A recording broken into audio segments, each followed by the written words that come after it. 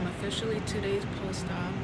I have been doing better than I thought. The first day I was in pain, I would say like 7 out of 10.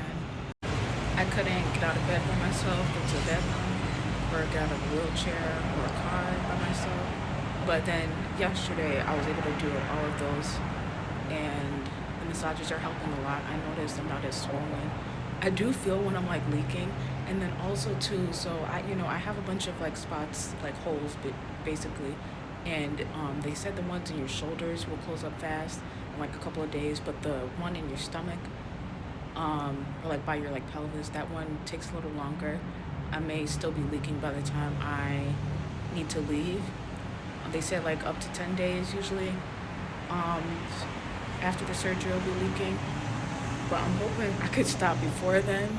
I'm like really wanting to like recover fast, so I think that's why I'm so strong. A lot of girls, they'll be like nauseous and in a lot of pain, but I haven't been nauseous at all, and the pain really hasn't been that bad outside of like the first day.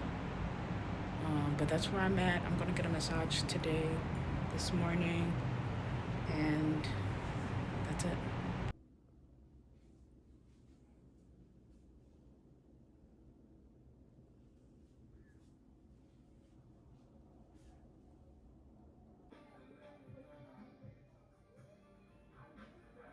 Yeah. Y'all are the reason Florida is Florida. Florida is known for orange juice. Okay, you guys, I am 9 days post-op, but I realized I didn't record for my experience from day 4 to 7 post-op, so I wanted to talk about it now. Excuse the angle right now. It's been a little rough. Okay, so boom. My routine was pretty much the same. I had massages every day except for Sunday. So I pretty much had 6 massages. As far as price breakdown, they were $250 each at the facility that I went to, and I've been getting out of breath. Um, and I honestly was doing really good. They were calling me a day one warrior and everything. Like I really was doing very well. I had the same routine. I would get up in the morning, I'd eat breakfast, I would get my massages, come back, eat lunch, take a nap, wake up, I would walk around a lot, drink a lot of water, watch a little TV, scroll, and then go to bed by like 9. And then one thing that has been consistent this whole time is the fact that I really don't sleep throughout the night. I usually will wake up like 2-3 times, so that's kind of annoying. Um, so yeah, I had like the same routine the whole time.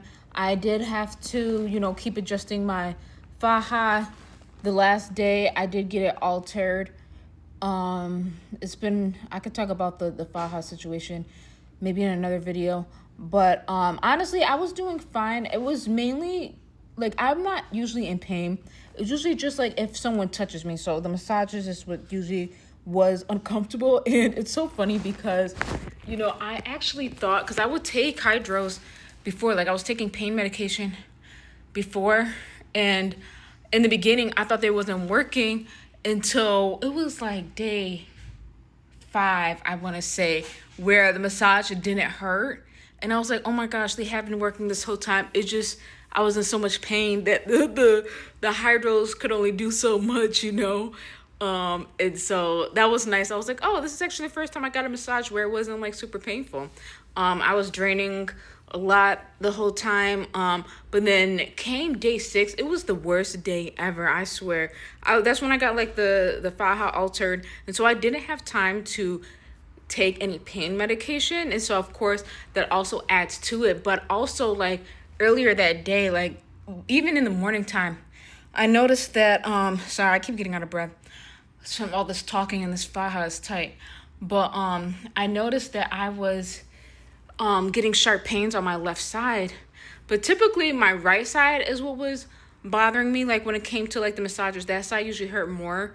But this time it was like, I remember at one point I like did something in it hurt so bad. Like, but whenever I would have fluid, it's like a burning sensation. And I never had any issues with my butt. I never really had issues with the front of my stomach. It's always been like the back, but the back is like nothing compared to the sides. It's mainly been the sides. And then my shoulders, they're just like more of an annoying feeling. But so I had this sharp pain, and then when it came to go do my massage, I was doing so much running around that I didn't have time to like take any pain meds. And on top of the fact that I had like fluid buildup, and the lady, she massaged the heck out of me, but it hurt so freaking bad, y'all. It hurt so freaking bad. I was crying and everything. And she did a really good job though, because she said I had like pockets of fluid and I was draining a lot. It was the worst experience, honestly, out of all of the days that I was there. Probably similar to like I feel like right after the surgery and day 5 was the worst days.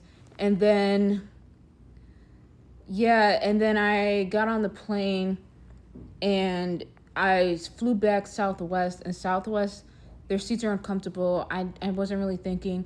But thankfully, like, the experience with the airline wasn't bad. I went to one of their smaller airlines to fly out. So, like, I had wheelchair assistance, everything. I got there, like, super early, like 3 hours early.